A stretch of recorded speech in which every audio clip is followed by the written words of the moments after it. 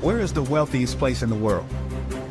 It's not China, it's not Dubai, it's the graveyard. Because in the graveyard, you will find inventions never invented, businesses never erected, songs never sung, books never written, ideas never nurtured, people never realized.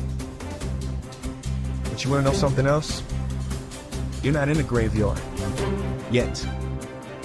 We get one life, and every passing moment, we will never get back again. The problem is, you think you have time. Stop wasting your life. How many hours a day you waste, or how many hours a week you waste. And the classic answer is something like 4 to 6 hours a day. You know, inefficient studying, watching things on YouTube that not only do you not want to watch, that you don't even care about, that make you feel horrible about watching after you're done. That's probably 4 hours right there. You know, you think, well, that's 25 hours a week. It's 100 hours a month. That's 2.5 full work weeks. It's half a year of work weeks per year. And if your time is worth $20 an hour, which is a radical underestimate, it's probably more like 50 if you think about it in terms of deferred wages. If you're wasting 20 hours a week, you're wasting $50,000 a year, and you are doing that right now. And it's because you're young. Wasting $50,000 a year is a way bigger catastrophe than it would be for me to waste it, because I'm not going to last nearly as long. And so if your life isn't everything it could be, you could ask yourself, well, what would happen if you just stopped wasting the opportunities that are in front of you? You got to be very intentional and deliberate. The stuff that you're dreaming about, the stuff that you want to happen, it's not going to happen by osmosis. Like, you got to get up and you got to go after it. And what the devil wants you to do, what the enemy wants you to do, is get distracted and focus on stuff you shouldn't be focusing on. He wants you to stay in bed. What he would love to do is for you to waste these next 2 or 3 weeks. People spend time waiting for when the time is going to be right. They're waiting for the pieces to fall into place. They're waiting for the planets to align. They're waiting for everything to be all set. It's not going to happen. You want to know when the time is right? The time is right now. All you have to do to kill procrastination is just start. More active and commendable still is the person who is waiting for the daylight and intercepts the first rays of the sun.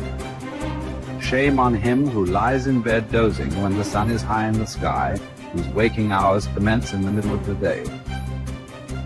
You have to dedicate every breath, every ounce of energy, and every thought and effort that you possibly have in your heart to becoming what it is you want to be. Because nothing great comes from a position of comfort.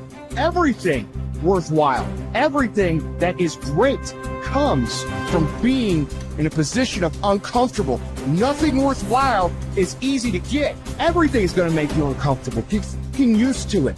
And if you can get used to being uncomfortable, your limits are non-existent. Everything strives to become all it can possibly be. And that striving to become is what discipline is all about. Disciplining ourselves to fulfill our natural potential to become all that we can be. And finally, discipline attracts opportunity. Opportunity is always looking for ambition and skill in action.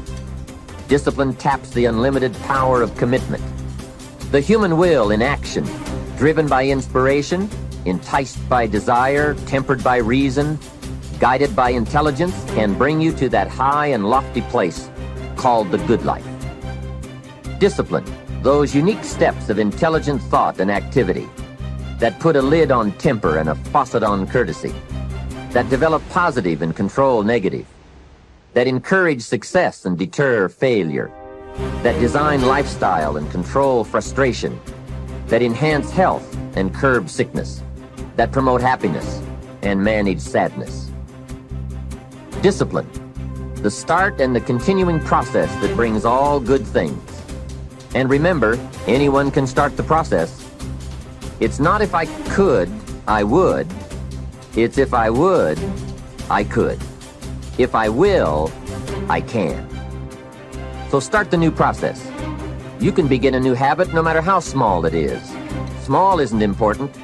Whether or not you start and whether or not you continue are all that is important. And don't be deluded by an affirmation. Only affirm what you are truly prepared to do.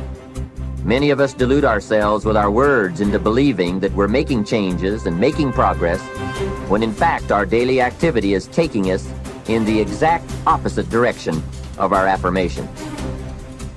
Why would you walk in the opposite direction of your dreams?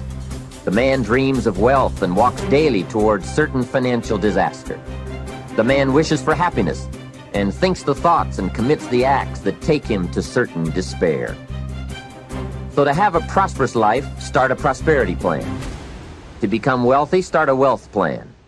Remember, you don't have to be wealthy to have a wealth plan.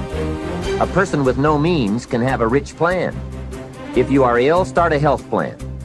If you don't have energy, start an energy plan. If you don't feel good, start a feel-good plan.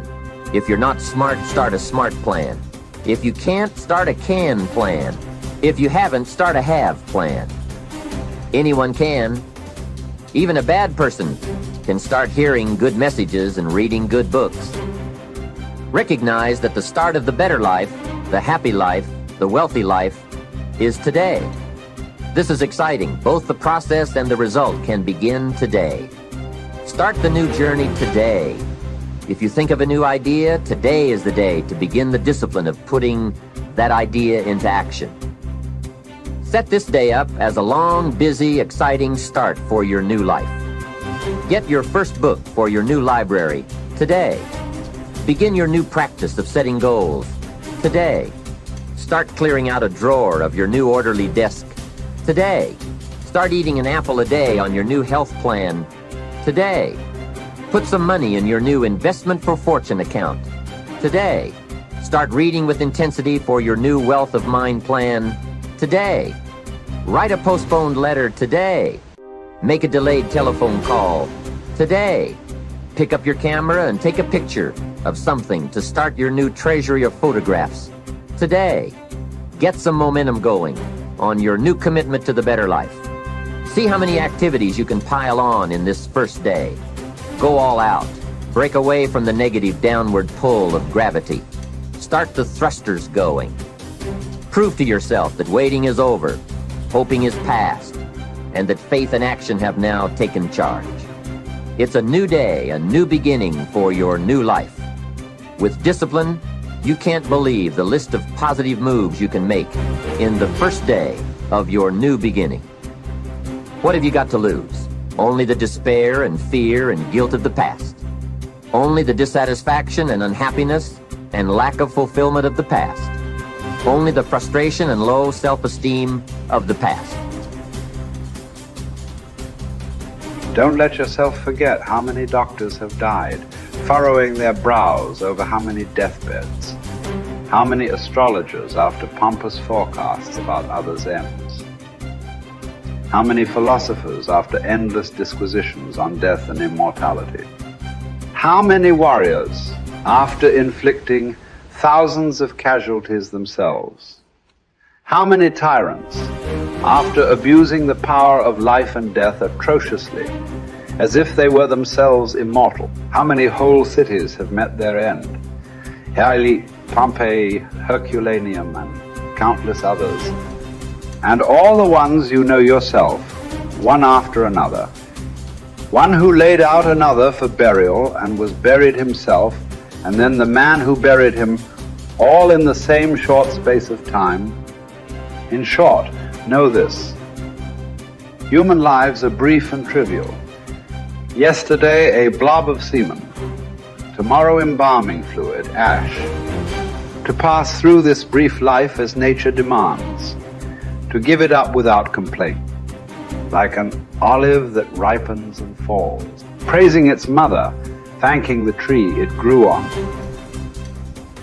If you do the task before you, always adhering to strict reason with zeal and energy, and yet with humanity, disregarding all lesser ends and keeping the divinity within you pure and upright, as though you were even now faced with its recall. If you hold steadily to this, staying for nothing and shrinking from nothing, only seeking in each passing action a conformity with nature, and in each word and utterance a fearless truthfulness, then the good life shall be yours. And from this course, no man has the power to hold you back. Soon you'll be ashes or bones, a mere name at most. And even that is just a sound, an echo. The things we want in life are empty, stale and trivial. Dogs snarling at each other, quarreling children, laughing and then bursting into tears a moment later. Trust, shame, justice, truth, gone from the earth and only found in heaven. Why are you still here? Sensory objects are shifting and unstable. Our senses dim and easily deceived. The soul itself a decoction of the blood. Fame in a world like this is worthless. And so, wait for it patiently, annihilation or metamorphosis. And until that time comes, what? Honor and revere the gods. Treat human beings as they deserve. Be tolerant with others and strict with yourself. Remember, nothing belongs to you but your flesh and blood, and nothing else is under your control.